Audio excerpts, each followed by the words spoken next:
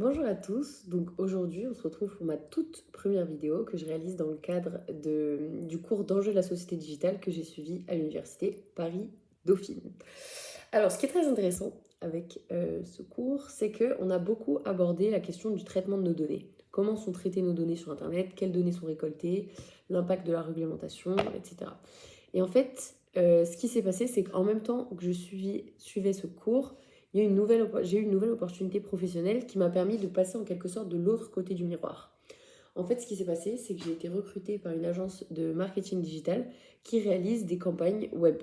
Et elle réalise des campagnes ce qu'on appelle multicanal, donc c'est-à-dire on fait du YouTube Ad, Google Ad, LinkedIn Ad, quoi d'autre?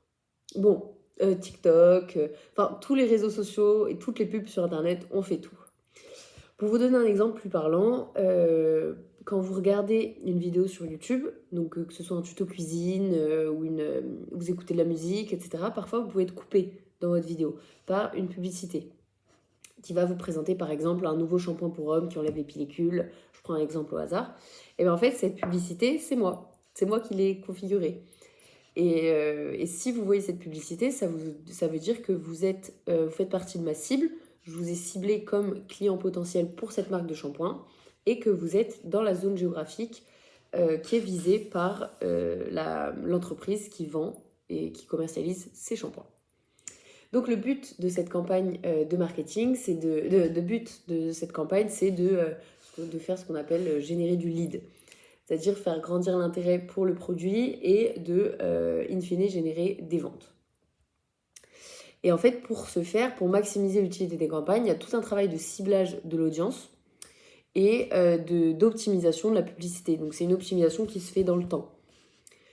Et en fait, cette opportunité, ça m'a permis d'avoir une vision bien plus claire du monde des publicités sur Internet et de pouvoir passer du fantasme de «Ah, je crois que mon téléphone m'écoute» à la compréhension, à avoir une compréhension beaucoup plus fine de quelles données étaient récoltées sur moi. Ça m'a en quelque sorte rassurée. Je vais commencer par vous montrer un rapport fictif de performance pour vous montrer à quels indicateurs on a accès et à quelles données on peut avoir accès en tant que concepteur de campagne web. Et ensuite, je vous parlerai un peu de mon ressenti en tant que freelance, parce que je suis embauchée en tant que freelance et c'est un statut assez particulier et qu'on a également abordé en cours d'enjeux de la société digitale. Alors, on se retrouve tout de suite pour le rapport de performance. Alors, nous revoilà pour donc ce petit rapport de performance. Alors, j'ai fait un plan assez simple. Donc, d'abord, je vais vous montrer quelques indicateurs de performance de la publicité. Ensuite, les caractéristiques démographiques auxquelles on peut avoir accès sur l'audience. Enfin, quelques implications du RGPD. Et pour faire comme si vous étiez un vrai client, les perspectives futures. Donc, par exemple, si vous êtes un vrai client et qu'aujourd'hui, on travaille avec vous seulement sur Google, eh ben, je vous proposerai de faire avec vous du YouTube, du LinkedIn, Facebook, Instagram, etc. Alors, voilà, on commence tout de suite. Donc, je vais vous parler d'une campagne search, une campagne hypothétique. Une campagne search, en fait, c'est une campagne qui se réalise sur Google Ads et qui permet de faire ce qu'on appelle du SIA. Le SIA, c'est le référencement payant. En fait, c'est toutes les actions. En fait, on paye Google pour que le site internet du client soit mieux classé sur certains mots-clés. Donc là, on a accès aux données du 1er au 31 octobre. On a accès au nombre de clics, donc 869, au nombre d'impressions. Le nombre d'impressions, c'est le nombre de fois où quelqu'un a vu le lien du site apparaître sans cliquer. On a aussi le coût par clic qui est relativement faible. Et ici, on peut voir la position moyenne du site, donc 3,8, ce qui est un bon classement pour un certain mot-clé que j'ai inséré. Bon, pour des raisons de confidentialité, je ne peux pas vous montrer l'entièreté des tableaux, mais en fait, c'est des captures d'écran de l'interface de Google Ads qui permettent de voir donc les performances de chaque publicité. Et en fait, chaque mois, pour tous nos clients, on fait un rapport de performance, donc pour leur montrer les campagnes qu'on a lancées, auprès de qui elles ont fonctionné, est-ce que ça a augmenté est-ce que l'emplacement, la position de leur site web a augmenté ou diminué. Tout ça, en fait, on a une politique assez transparente où chaque mois, du coup, on fait vraiment un état des lieux de tout ce qui s'est passé concernant leur campagne. Et donc, afin d'optimiser nos campagnes et d'avoir donc le maximum de clics sur le lien, on fait ce qu'on appelle du ciblage d'audience. Donc on va sélectionner des segments d'audience qui pourraient être intéressés. Donc là, je vous ai mis l'exemple d'une agence de voyage au Maroc. On va sélectionner tous ces segments-là. Donc seasonal shopping, donc les achats saisonniers, véhicules et transports, voyage au Maroc. Et en fait, il y a tout un travail du coup avant de lancer la publicité avec le client pour établir quelle est l'audience visée, quelle est l'audience susceptible d'acheter les produits ou les services proposés par l'entreprise client. Et donc en fait, on ne peut pas savoir individuellement de quel segment d'audience on fait partie, mais on est catégorisé dans certains segments d'audience. Genre, parce que par exemple, moi je sais que j'aime le sport, j'aime la montagne, donc probablement que pour m'atteindre moi, et je sais très bien que j'ai des pubs du Vieux Campeur, que j'ai des pubs de Decathlon, sur tous mes réseaux, que ce soit sur Instagram, Facebook ou même parfois sur Google. Et donc, je sais très bien que je pense faire partie de l'audience segmente travel, voyage à la montagne, ou sport extrême, ou sport d'aventure. Voilà. Mais je ne peux pas avoir la liste de tous les segments d'audience desquels je fais partie, et j'aimerais bien, parce que je pense que c'est hyper intéressant de savoir. Alors, voici d'autres exemples de données auxquelles on peut avoir accès. Donc, le device category, donc si la personne qui a cliqué sur le lien l'a fait à partir d'un ordinateur, d'un téléphone ou d'une tablette, ça peut être utile en termes d'user experience, d'expérience utilisateur. Je suis désolée, j'utilise plein de mots en anglais depuis tout à l'heure, mais en fait, au travail, on fait que ça tout le temps, du coup, parfois, j'ai pas les équivalents. Et donc, là, par exemple, je me rends compte que les gens utilisent beaucoup leur ordinateur pour avoir accès au site internet. Donc, on a 63% versus 33% sur mobile. Donc, il faut que ma version bureau de mon site internet soit parfaitement optimisée. Ensuite, donc, on a les pays, l'opérateur système et le navigateur de recherche. L'opérateur système, ça peut être intéressant de regarder ça pour une entreprise qui fait des logiciels, par exemple. Si une entreprise qui fait des logiciels se rend compte que sont principalement intéressés par ces services des gens dont l'ordinateur tourne sur Mac, il faut absolument que ces logiciels soient optimisés pour Mac. Voilà. On passe maintenant à la première slide des données démographiques. Donc là, je peux voir les performances de ma publicité en termes d'âge. Et là, donc, je vois que ma publicité, elle a intéressé un éventail assez large d'âge. Donc très peu les 65 ans et plus. Et avec des très bonnes performances pour la catégorie 25-35 ans. Et donc voilà, donc je peux avoir accès à l'âge de mon audience, ce qui peut me permettre de redéfinir mon offre en tant qu'entreprise. Et je peux aussi également avoir accès au genre, donc hommes, femmes, voilà. Et à d'autres données que je vous ai pas tout mis pour pas que ça fasse trop, mais je peux aussi avoir accès au statut parental. Donc si les gens ont des enfants ou n'en ont pas. Maintenant, je vais vous parler des implications du RGPD, surtout.